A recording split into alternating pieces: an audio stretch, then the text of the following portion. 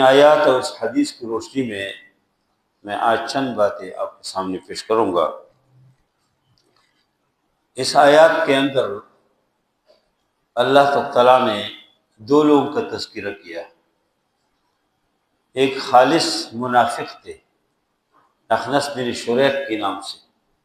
بڑا منافق تھا، بہت چال باز اور تند و تیز آدمی تھے،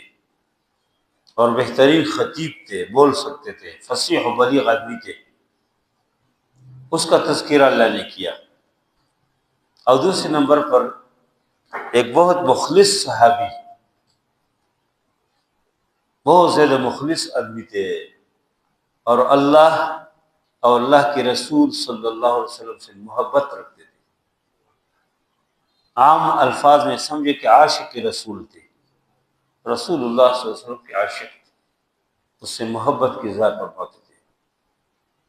اور یہ دونوں بالکل الگ چیزیں ہیں کہ ایک طرف منافقت ہو، منافق آدمی ہو، اور اس کے مقابلے میں ایک مخلص مسلمان آدمی کا ذکر۔ دونوں اللہ نے اسی دوسری پارے کے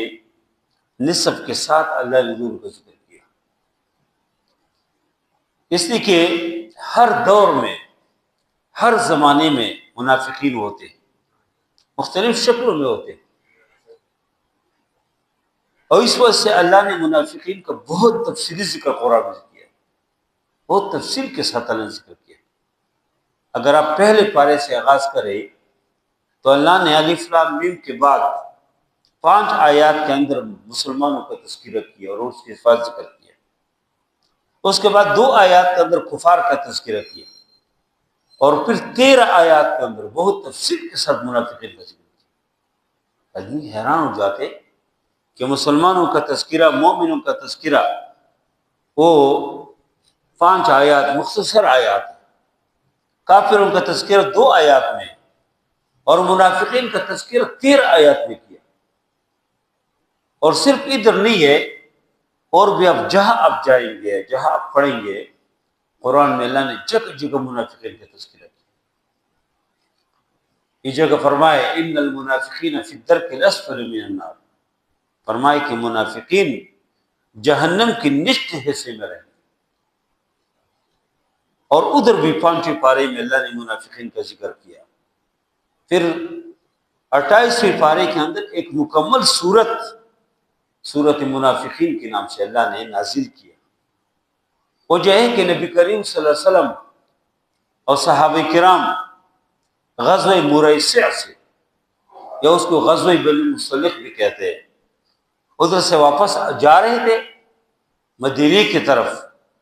تو ایک انصاری اور ایک مہاجر کے درمیان مسئلہ ہوا، تھوڑا سے پانی کے اوپر بحث و بحث ہوا، تو مہاجر کی زبان سے نکل گئی یہ الفاظ کہ یا للمہاجرین، مہاجرین کو اس نے بلا دیا، اور جو انصاری تھے اس نے یا للانصار کہا کہ انصاری آ جائے۔ وہ تو ویسے ایک وقتی مسئلہ تھا، ختم ہونا تھا، لیکن منافقین کے جو سردار تھے ابی بن سلول، جو منافقین کے بہت بڑے سردار، بہت بڑا منافق تھا مدینے میں، اور ایسے چالباز آدمی تھے کہ جب نبی کریم صلی اللہ علیہ وسلم مدینے میں تشریف لے کے گئے تو ان کو بہت درد ہوا، مرول اٹھے دل میں کہ اللہ کے نبی مدینے میں کیسے آ گئے، مدینہ میں کیا کر رہے، اور ان کو یہ کہ ان کی جو سرداری وہ ختم ہو گئی۔ جس جگہ اللہ کے نبی موجود ہو کسی اور کی سرداری کون مانتے، تو ان کی سرداری ختم ہو گئی، تو ان کی دل میں ایک مروڑ موجود تھی پہلے سے کہ کس طرح مقابلہ ہو جائے، کس طرح ان کو بدنام کرے۔ لیکن بظاہر کیا کرتے تھے، جب نبی کریم صلی اللہ علیہ وسلم مسجد تشریف لاتے تھے جمعے کے دن، تو پہلے آ کے کہتے تھے اے لوگو اس آدمی کو پہچانو، یہ کوئی معمولیت بھی نہیں، پیغمبر ہے، اس کی بات مانو۔ اور پھر جو ہے نبی کریم صلی اللہ علیہ وسلم خطبہ ارشاد فرماتے تھے۔ یعنی لوگوں کو ایسے تاثر دیتے کہ میں دل سے مسلمان ہوں لیکن تے منافق۔ تو اس منافق نے، ابی بن سلول نے، جب دیکھا کہ ایک مہاجر اور ایک انصاری کے درمیان پانی میں مسئلہ ہے، وہ آگے بڑھے اور اس نے کہا کہ دیکھو ان لوگوں کو تم نے اپنی روٹی کو ٹکڑے سے پال لیا، اب یہ حالت ہے کہ ابھی آپ کے خلاف لڑ رہے ہیں، آپ کے ساتھ مقابلہ کر رہے ہیں، اور لوگوں کو ساتھ ملائے۔ کچھ سادہ مسلمان بھی ہوتے ہیں، وہ بھی ان کی باتوں میں آ جاتے ہیں، منافقین کی باتوں میں۔ تو اس موقع پہ اس ابی بن سلول نے کہا کہ اگر مدینے میں جائیں گے نا تو مدینے میں جو معزز لوگ ہیں، محترم لوگ ہیں، اس ذلیل کو نکالیں گے۔ تو ذلیل کس سے کہا؟ ادھر جو مہاجرین صحابہ تھے اس سے ذلیل کہا، اور جو نبی کریم صلی اللہ علیہ وسلم تھے اس کو تو نعوذ باللہ ذلیل کہا کہ ہم مدینے میں جائیں گے تو مدینے کے جو معزز لوگ ہیں، لا یخرجن الاعز من الاذل، معزز لوگ ان ذلیل کو نکالیں گے۔ اور یہ ادھر ایک چھوٹا صحابی ہے حضرت زید بن ارقم، وہ موجود تھے، اس نے باتیں سن لی۔ اس نے جا کے اللہ کے نبی صلی اللہ علیہ وسلم سے کہا کہ یا رسول اللہ، میں نے سن لیا کہ آج یہ ابی بن سلول نے اس طرح کی بات کی۔ تو نبی کریم صلی اللہ علیہ وسلم بجائے کچھ کہنے کے صحابہ نے اس چھوٹے سے کہا زید سے کہ تم نے کیوں اس طرح بات کی، آپ کس سے بات نہیں کرنی چاہیے۔ نبی کریم صلی اللہ علیہ وسلم نے اس کو بلا لیا، اس منافق کو، اس سے کہا کہ تم نے ایسے بات کیوں کی؟ تم نے آپ کو معزز کہا ہے اور ہم سب کو ذلیل کہا ہے۔ انہوں نے کہا نہیں، میں نے اس طرح کوئی بات نہیں کی، منافق تھا۔ تو اس نے اس طرح کی عجیب عجیب باتیں کی کہ میں سے اس طرح کوئی بات میں نے نہیں کی۔ تو صحابہ نے اسی زید بن ارقم کو ملامت کیا کہ بھائی تم نے بات سمجھا نہیں، بات سمجھے بغیر تم نے اللہ کے نبی کو شکایت کی، ایک معزز آدمی کی، ایک محترم آدمی کی تم نے شکایت کی۔ اللہ نے پوری صورت نازل کی، اذا جاءك المنافقون قالوا نشهد انك لرسول الله والله يعلم انك لرسوله والله يشهد ان المنافقين لكاذبون۔ فرمایا کہ اللہ گواہی دیتے ہیں کہ منافقین جھوٹ بولتے ہیں۔ اور پھر یہ پوری آیات اللہ نے نازل، پوری صورت 2 رکوع کی صورت ہے اللہ نے نازل کی تاکہ منافقین کو منافقت بالکل واضح ہو جائے، لوگوں کو پتہ چل جائے کہ زید بن ارقم نے جھوٹ نہیں بولا، وہ بات سمجھ گئے یہ منافقین نے اس طرح بات کی۔ تو اس لیے اللہ نے وضاحت کے ساتھ منافقین کے جگہ جگہ ذکر کیا، اس لیے کہ منافقین آستین کے سانپ ہوتے ہیں۔ مشہور ہے کہ آستین کے سانپ اگر دیوار کے اوپر ہو تو آپ ادھر سے پتھر مارے اس کو آپ قتل کر سکتے، اس کو مار سکتے ہیں۔ سانپ اگر کسی جگہ سامنے نظر آئے آپ کس طریقے سے مار سکتے، لیکن سانپ اگر آپ کے آستین کے اندر جائے پھر اس کو کیسے پکڑیں گے؟ اگر سانپ کو پستول سے ماریں گے، آپ کسی چاقو سے ماریں گے، کسی پتھر سے ماریں گے تو آپ کے ہاتھ کو بھی نقصان ہو جاتا ہے۔ اس وجہ سے منافقین کا ذکر اللہ نے تفصیل کے ساتھ کیا، قرآن میں جگہ جگہ اللہ نے ذکر کیا تاکہ لوگوں کو بالکل واضح ہو جائے۔ اور نبی کریم صلی اللہ علیہ وسلم نے منافقین کی ایک بہت عجیب مثال ذکر ہے حدیث میں۔ اللہ کے نبی صلی اللہ علیہ وسلم نے فرمایا کہ منافقین جو ہے کشات العائرۃ تعیر الی ہذہ مرۃ والی ہذہ مرۃ، فرمایا کہ اس بکری کی طرح، بکری جو واری بکری ہو، جو واری بکری ہوتی ہے تو کبھی اس نر کے پاس جاتی ہے اپنی خواہش کو پورا کرنے کے لیے اور کبھی اس نر کے پاس، حالانکہ اس کے کسی ایک سے بھی کام چل جاتے ہیں لیکن ان کی خواہش ہوتے ہے کبھی ادھر کبھی ادھر بھی جاتی ہے اپنی خواہش کو پورا کرنے کے لیے، ادھر بھی جاتی ہے۔ بہت عجیب مثال اللہ کے نبی نے دیا، اس لیے کہ منافق اپنے دل کو، اپنی جیب کو بڑھنے کے لیے، اپنی ہوس کو حاصل کرنے کے لیے، خواہشات کو پورے کرنے کے لیے کبھی ادھر کبھی ادھر، اس کی کیا ضرورت ہے؟ ادھر ادھر جانے کی کیا ضرورت ہے؟ اور اللہ نے بھی یہی فرمایا کہ منافقین جو ہے لا الہ الا ولا الہ الا، نہ ادھر ہوتے نہ ادھر۔ کبھی مسلمانوں سے کہتے ہیں ہم آپ کے ساتھ ہیں، جب مسلمانوں کے سامنے بات کرتے ہیں تو ایسے شو کرتے ہیں گوئے کہ بالکل آپ کے خیر خواہ ہے، آپ کے ساتھ ہے، اور جب کافر ان کے پاس جاتے ہیں تو پھر ان کو سلوٹ بھی کریں گے، ان سے کہیں گے کہ تم بہت ویژنری حکمران ہو، تو ویژنری لیڈر ہو تم، میرا دل چاہتے ہے کہ میں آپ کو چھوؤں، میرا دل چاہتے ہے کہ میں آپ کو سلام کروں، یہ وہی چیز ہے کہ جو با محمد اللہ اللہ با برحمن رام رام، یہ بہت خطرناک بات ہے۔ اور یہ جو قرآن نے فرمایا لا الہ الا لا الہ الا، نہ ادھر کے رہے نہ ادھر کے رہے، نہ خدا ہے میر نبی صلی اللہ علیہ وسلم، تین منافقین چن کے اس کو سمجھنا مشکل ہوتے ہیں، اس لیے اللہ نے بہت تفصیل کے ساتھ ذکر کیا۔ اور منافق نفق سے ہے، نفق اس سوراخ کو بھی بولتے ہیں جہاں سے ایک طرف سے گاڑی داخل ہو جاتے دوسری طرف سے انڈر گراؤنڈ جو سڑکیں ہوتی ہیں، یا عرب دنیا کے اندر جو اس طرح سڑکیں ہیں کہ جہاں اندر گاڑی داخل ہو جاتے ادھر سے نکلتے انڈر گراؤنڈ جو سڑکیں، اس کے اوپر لکھا ہوا ہے نفق الشیخ فلان، نفق الشیخ فلان، یعنی فلان کے نے یہ سوراخ بنایا، یہ سرنگ، یہ جو انڈر گراؤنڈ سڑک ہے یہ فلان کے خرچے سے بنا ہوا ہے۔ اور اسی وجہ سے ایک جانور ہے، ایک جانور اس کو بھی نفق بولتے ہیں عرب، وہ جب اس کے پیچھے شکاری جاتے تو ایک جگہ سے اس سوراخ میں داخل ہو جاتے اور دوسری جگہ سے نکلتے، ادھر شکاری اس کے انتظار میں ہوتے ہیں کہ ادھر سے آئیں گے اور میں اس کو پکڑوں گا، لیکن کسی اور جگہ سے نکل جاتے، کسی کو پتہ بھی نہیں چلتا، شکاری انتظار کر رہے تھے وہ دوسری جگہ سے نکل جاتے، اس کو بھی نفق بولتے۔ تو منافقین بھی دو زبان، اللہ نے فرمایا ما جعل اللہ لرجل من قلبین فی جوفہ،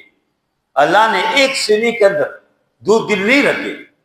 کہ ادھر ایک زبان کے ساتھ ایک دل کے ساتھ اور دوسرے دل کے ساتھ، ایسے نہیں ہے، بلکہ اللہ نے فرمایا کہ یا صحیح مسلمان ہو اور یا صحیح جو ہے کافر ہو۔ اور اس وجہ سے نبی کریم صلی اللہ علیہ وسلم نے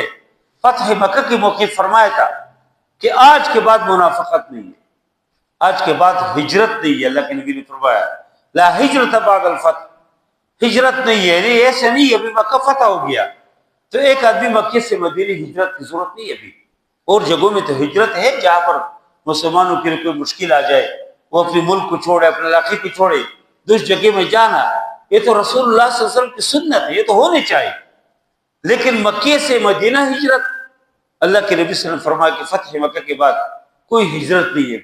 ختم ہو گئی ہجرت۔ اور دوسرے اللہ کے نبی صلی اللہ علیہ وسلم فرمایا کہ آج کے بعد کوئی منافقت نہیں ہے، یعنی منافقت جو اعتقادی ہے، چونکہ آدمی ہو کافر اپنے آپ کو مسلمان شو کر، یا ہو مسلمان اپنے آپ کو کافر شو کر، یہ نہیں۔ ہاں منافق عملی،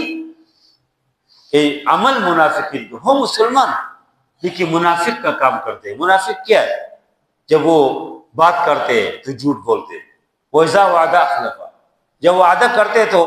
اس کی خلاف ورزی کریں گے، وعدہ کو بالکل کچھ سمجھیں گے نہیں۔ وَإِذَا اؤْتُمِنَ خَانَ، جب اس کے ساتھ آپ کوئی وعدہ کرے تو کوئی امانت دار بنے، وَإِذَا اؤْتُمِنَ خَانَ، خیانت کریں گے، کوئی چیز معمولی چیز رکھو وہ خیانت کریں گے، اور جب بات کریں گے جھوٹ بولیں گے۔ یہ چار چیزیں ہیں، اللہ کے نبی صلی اللہ علیہ وسلم فرمایا کہ جس آدمی کے اندر یہ موجود ہو کان منافقا خالصا، یہ خالص منافق ہے۔ لیکن منافق اعتقادی نہیں ہے، جو ہو مسلمان اپنے آپ کو کافر پیش کرے، ہو کافر اپنے آپ کو مسلمانوں کے اندر لاتے ہیں، یہ نبی کریم صلی اللہ علیہ وسلم فرمایا کہ آج کے بعد یہ نہیں ہے۔ تو بہرحال اس آیاتوں کے اندر اللہ تعالیٰ نے ایک منافق کا ذکر کیا، فرمایا کہ وَمِنَ النَّاسِ مَن يُعْجِبُكَ قَوْلُهُ فِي الْحَيَاةِ الدُّنْيَا، بعض لوگ ایسے ہیں کہ تعجب میں ڈالیں گے آپ کو اس کی گفتگو، یعجبک، آپ کو بہت پسند آئیں گے، وہ کتنی خوبصورت گفتگو کرتے ہیں، وَيَشْهَدُ اللَّهَ عَلَىٰ مَا فِي قَلْبِهِ، اور اللہ کو گواہ کریں گے جو اس کے دل میں ہے، کہ اللہ گواہ ہے کہ میرا تو مقصد نہیں تھا، اللہ گواہ ہے ہم نے کام نہیں کیا، اللہ گواہ ہے ہم اس مقصد کے لیے کام نہیں ہوا، لیکن دل میں کیا ہوگا؟ دل میں کچھ اور، آپ کچھ اور ظاہر کریں گے، دل میں کچھ اور۔ تو اس زمانے کے جو منافق تھے اس کا اللہ نے یہ ذکر کیا کہ وَيَشْهَدُ اللَّهَ عَلَىٰ مَا فِي قَلْبِهِ وَهُوَ أَلَدُّ الْخِصَامِ، اللہ نے فرمایا کہ وہ سخت جھگڑالو ہوگا، بہت سخت خطرناک آدمی ہوگا، لیکن بظاہر نرم و نازک قسم کی بات ہے، مرغن قسم کی بات ہے، نرم و نازک زبان، آپ کو ایسے مرصع قسم کی بات ہے کہ آپ کو کہیں گے کہ میں تو یہ مقصد ہے جو آدمی واقعی مخلص ہوتا ہے اس کو قسم اٹھانے کی ضرورت کیا؟ جو دل میں اس زبان پہ ہو اس قسم کیوں اٹھائے؟ لیکن عموماً جو آدمی اپنی باتوں میں سچا نہیں ہوتے وہ جھوٹ بولتے، وہ قسم اٹھاتے ہیں۔ تو اللہ نے ادھر ذکر کیا کہ وَيَشْهَدُ اللَّهَ عَلَىٰ مَا فِي قَلْبِهِ وَهُوَ لَدُّ الْخِصَامِ، اور پھر فرمایا وَإِذَا تَوَلَّىٰ سَعَىٰ فِي الْأَرْضِ، فرمایا جب وہ آپ سے پھر جاتے اس مجلس سے نکل جاتے تو زمین میں فساد پھیلاتے، سعیٰ فی الارض، زمین میں فساد کرتے، اور لیفسد فیہا، تاکہ فساد آ جائے، وَيُهْلِكَ الْحَرْثَ وَالنَّسْلَ، اور تباہ ہو جائے، انسانی نسل تباہ کرنا چاہتے، نسلوں کو تباہ کرنا چاہتے، فصلوں کو تباہ کرنا چاہتے۔ اور مولانا مودودی رحمہ اللہ نے وَإِذَا تَوَلَّىٰ سَعَىٰ فِي الْأَرْضِ کا معنی ہے کہ جب اس کو اقتدار آ جائے، ان کے پاس حکومت آ جائے، تو حکومت کے نشے میں پھر وہ ہر طرح کے سامنے جو کچھ ہو ہر طرح کے نقصان کریں گے، ہر طرح کے فساد کریں گے، انسانی نسل کو بھی تباہ کریں گے، فصلوں کو بھی، کھیتوں کو بھی، انہیں ہر طرح کے نقصان کریں گے۔ لیفسد فیہا ویہلک الحرث والنسل واللہ لا یحب الفساد، اور اللہ تعالیٰ فرماتے کہ اللہ فساد کو پسند نہیں کرتے۔ اور پھر فرمایا جب ان سے کہا جائے وَإِذَا قِيلَ لَهُ اتَّقِ اللَّهَ، جب ان سے کوئی کہے کہ اللہ سے ڈرو، وَإِذَا قِيلَ لَهُ اتَّقِ اللَّهَ تو أَخَذَتْهُ الْعِزَّةُ بِالْإِثْمِ، تو وہ گناہ کر کے اور زور زبردستی کر کے اپنی غیرت کو پکڑیں گے، غیرت میں آئیں گے۔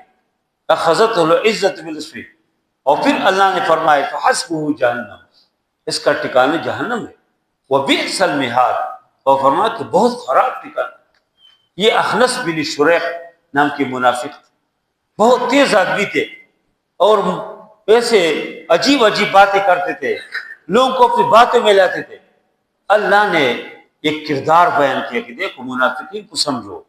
منافقین ہر دروں میں سے کریں۔ اس کے بعد جو آیات ہے ایک مخلص مومن کا تذکرہ ہے، اور اس میں اللہ نے اس قیامت تک کے کردار کو بیان کیا قسم کہ قیامت تک جو لوگ پڑھیں گے ایک کردار ہے، صرف ایک آدمی نہیں ہے، ایک کردار ہے۔ اس طرح کئی لوگ صحابہ میں موجود ہیں، وہ تھے صہیب رومی رضی اللہ تعالیٰ عنہ، اللہ نے اس کا تذکر کیا، فرمایا کہ وَمِنَ النَّاسِ مَن يَشْرِي نَفْسَهُ ابْتِغَاءَ مَرْضَاتِ اللَّهِ، بعض لوگ ایسے ہیں کہ اپنے آپ کو اللہ کی رضا کے لیے فروخت کر دیتے، اللہ کی رضا کو خرید کے اور اپنے آپ کو فروخت کر دیتے۔ وَمِنَ النَّاسِ مَن يَشْرِي نَفْسَهُ ابْتِغَاءَ مَرْضَاتِ اللَّهِ وَاللَّهُ رَءُوفٌ بِالْعِبَادِ، اور فرمایا اللہ کہ اللہ تعالیٰ اپنے بندوں کے اوپر مہربان ہے، رؤوف ہے، مہربان ہے اپنے بندوں کے اوپر۔ تو یہ جو صہیب رومی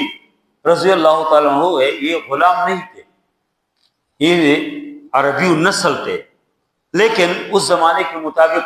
جیسے لوگوں کو خرید و فروخت ہوتے تھے، لوگوں کو ایک دوسرے کے اوپر حملے کرتے تھے، تو یہ رومیوں نے کس طریقے سے ان کے اوپر حملہ کیا اور اس کو پکڑ لیا، اور پھر فارس کے بازاروں میں اور روم کے بازاروں میں یہ فروخت ہو گیا، اور بالآخر مدینے میں پہنچ گیا، نبی کریم صلی اللہ علیہ وسلم کے اوپر ایمان لایا۔ اور یہ جب نبی کریم صلی اللہ علیہ وسلم نے مکے سے ہجرت کیا اور دیگر صحابہ کرام نے ہجرت کیا، اپنے گھروں کو چھوڑ کے مدینے کی طرف جا رہے تھے، تو یہ صہیب رومی رضی اللہ عنہ نے بھی ارادہ کیا نکلنے کا، لیکن چونکہ کمزور تھے،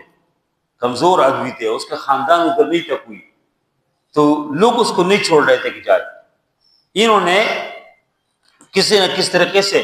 راستہ نکالنے کی کوشش کی، رات کے ٹائم میں نکل گئے۔ جب نکل گئی تو مکی کے کفار کو پتہ چل گیا، مشرکین کو پتہ چل گیا کہ صہیب رومی تو نکل گیا، ان کے پیچھے پیچھے گئے، اس کو پکڑ لیا اور ان سے کہا کہ دیکھو آپ کو ہم جان نہیں دیتے۔ اس نے کہا صہیب رومی رضی اللہ عنہ نے کہ دیکھو آپ کو پتہ ہے کہ میں ایک بہترین جو ہے تیر انداز ہوں، میں تیر چلا سکتا ہوں، اور کہا میرے ترکش پہ جتنے تیر ہے یہ سب ایک ایک کو آپ کو نشانہ بناؤں گا، اور جب تیر ختم ہو جائے تو پھر میرے پاس یہ نیزہ ہے، اب یہ تلوار ہے، اس سے آپ کا مقابلہ ہوگا، مجھے روک نہیں سکتے، میں نے اللہ کے نبی صلی اللہ علیہ وسلم کے مجلس میں مدینہ المنورہ جانا ہے، مجھے روک نہیں سکتے۔ انہوں نے کہا کہ چلو آپ اگر جانا چاہتے ہیں تو آپ نے جو کچھ کمایا، آپ کی جو زمینیں ہیں مکے میں، آپ کے پاس جو نقد مال دولت ہے، یہ سب آپ نے مکے سے کما کے ادھر آپ نے تجارت کی ہے، ادھر آپ نے کمایا، یہ مال ہم آپ کے ساتھ نہیں جانے دیں گے۔ اس نے کہا اللہ کے بندے یہ تو آسان سودا ہے، مال کیا ہے؟ جس کے دل میں اللہ کے نبی کی محبت ہو، جس کے دل میں اسلام کی محبت ہو، شریعت کی محبت ہو، اس کے سامنے دنیا کی کیا حیثیت ہے؟ تو ادھر انہوں نے اس کے سامنے کہا کہ دیکھو میرے فلان زمین بھی آپ لو، فلان کاروبار بھی آپ لو، میرے پاس جو مال و دولت یہ بھی لو، لیکن مجھے جانے دو تاکہ میں اللہ کے نبی صلی اللہ علیہ وسلم کے پاس جاؤں۔ وہ اس کے اوپر خوش ہو گئی۔ انہوں نے کہا پھر آپ کو کیا کرتے ہیں؟ آپ جائیں، آپ ہمیں زمین ہے اور آپ کی جو کاروبار ہے وہ دے دو۔ تو حضرت صہیب بن رومی رضی اللہ عنہ نے سب کچھ گواری کی اور خالی ہاتھ مدینۃ المنورہ پہنچ گئے۔ اس کو بولتے عاشق رسول، رسول اللہ صلی اللہ علیہ وسلم کے عاشق تھے، اس کے دل میں اللہ کے نبی صلی اللہ علیہ وسلم کی محبت تھی۔ انہوں نے کہا میرے سامنے دنیا کی کوئی حیثیت نہیں ہے، یہ مال و دولت دنیا، رشتہ و پیون، بتان وہم گما۔ علامہ اقبال جی فرماتے ہیں کہ بتان وہم گما ہے، اصل چیز تو لا الہ الا اللہ۔ یہ مال و دولت دنیا، رشتہ و پیون، یہ تو بتان وہم گما ہے، یہ تو بظاہر بچوں کی کھلونے ہے۔ تو صہیب بن رومی رضی اللہ عنہ نے فرمایا سب کچھ مال کو دے دیا اور مدینۃ المنورہ میں پہنچ گئے۔ جب پہنچ گئے تو نبی کریم صلی اللہ علیہ وسلم مسجد نبی کے اندر موجود تھے، اور دیکھتے ہی اللہ کے نبی نے فرمایا کہ نعم الربح یا ابا یحییٰ، نعم الربح، کہا کہ بہترین کاروبار کیا آپ نے، نفع بخش کاروبار کیا کہ آپ نے دنیا دے دیا اور اللہ واللہ کے رسول صلی اللہ علیہ وسلم کو لے لیا۔ اور پھر اللہ نے آیت نازل کی وَمِنَ النَّاسِ مَن يَشْرِي نَفْسَهُ ابْتِغَاءَ مَرْضَاتِ اللَّهِ، فرمایا کہ کچھ ایسے لوگ ہیں کہ جو اللہ کی رضا کے لیے اپنے آپ کو فروخت کرتے تھے، سب کچھ دیتے لیکن اللہ کو لیتے۔ آج دیکھو دنیا میں وہ اخنس بن شریق بھی نہیں ہے، اپنے انجام کو پہنچ گیا، جو دنیا کے لیے سب کچھ کرتے تھے، اور دنیا کے اندر آج وہی صہیب رومی رضی اللہ عنہ بھی نہیں ہے، اللہ کے پاس اللہ کی جنت میں پہنچ گیا۔ لیکن ایک کردار ہے جو اللہ تعالیٰ نے قیامت تک قرآن میں پیش کیا کہ ہر دور میں، ہر زمانے میں منافقین موجود ہیں، اور منافقین مسلمانوں کے جامعے کے اندر، مسلمانوں کے معاشرے کے اندر ایسے گھسیں گے کہ اس کو سمجھنا مشکل ہوتے۔ اس کو آپ سمجھیں گے کہ بہت اچھا آدمی ہے، بہت اچھا، لیکن وہ ہوگا منافق۔ ان کے سارے ہمدردیت سے تو منافقین کی ہوں گے۔ اس وجہ سے اس وقت جو اسلام و کفر کا جو مقابلہ ہے، اس میں امت مسلمہ کے اندر کوئی کمزوری نہیں ہے، الحمدللہ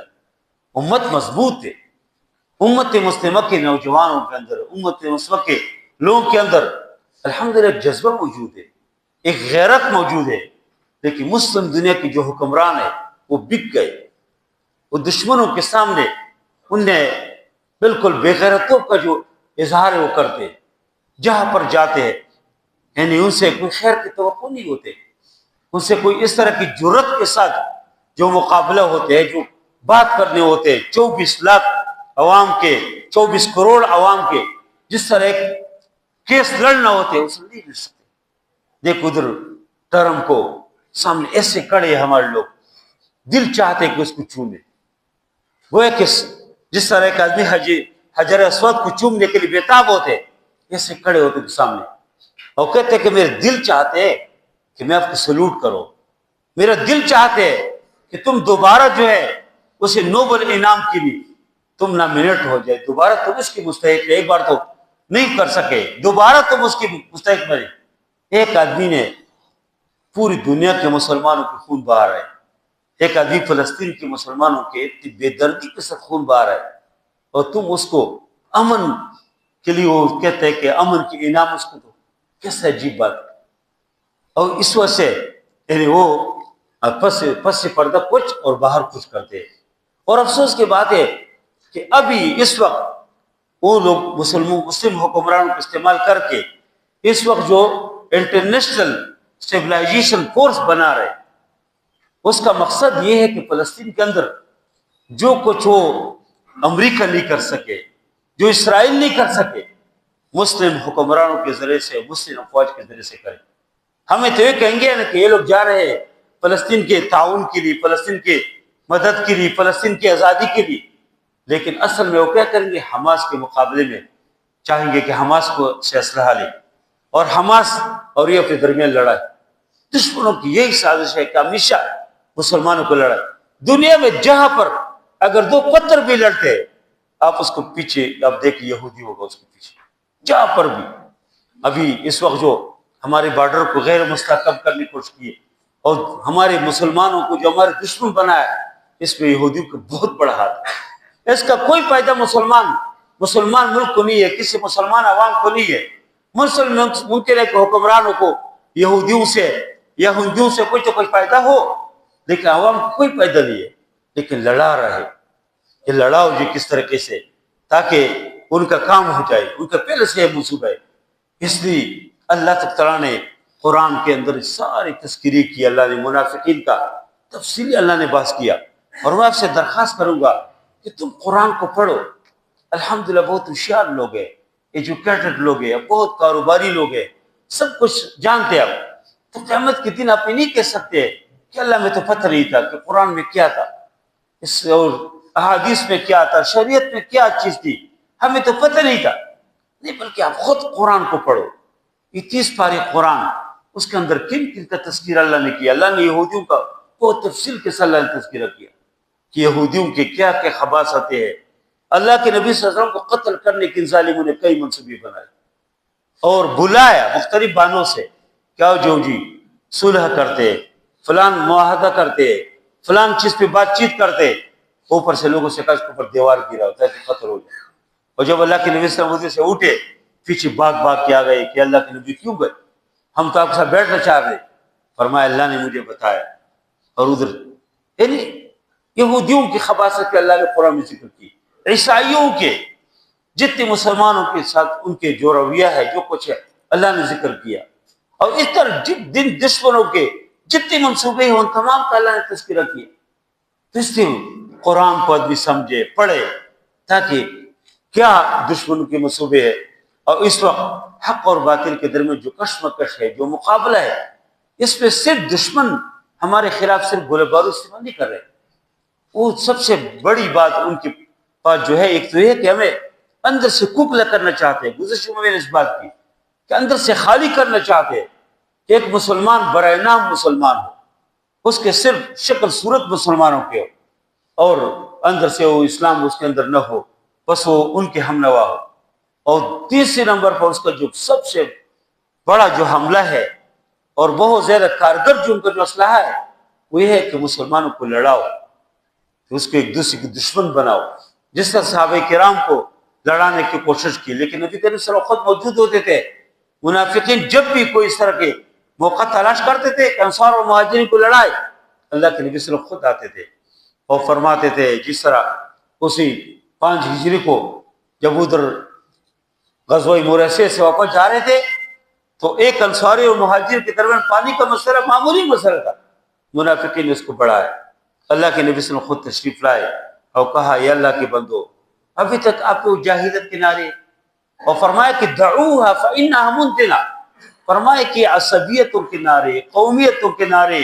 زبانوں کے نعرے، یہ فرمایا کہ بدبودار نعرے، یہ نعرے نہ لگاؤ۔ یہ دیکھو مختلف ناموں سے پشتونوں کے الگ وہ ہے، وہ چاہتے ہیں کہ ہم بس پشتونوں کے حقوق کم ہوئے، پنجابی ہمارے اوپر ظلم کرتے ہیں، پنجابیوں کے الگ کہ نہیں یہ تو فلان ظلم کرے، سندھوں کے الگ قوم پرست تنظیم ہے، ان کے سندھوں سے کوئی ہمدردی نہیں ہے، بس وہ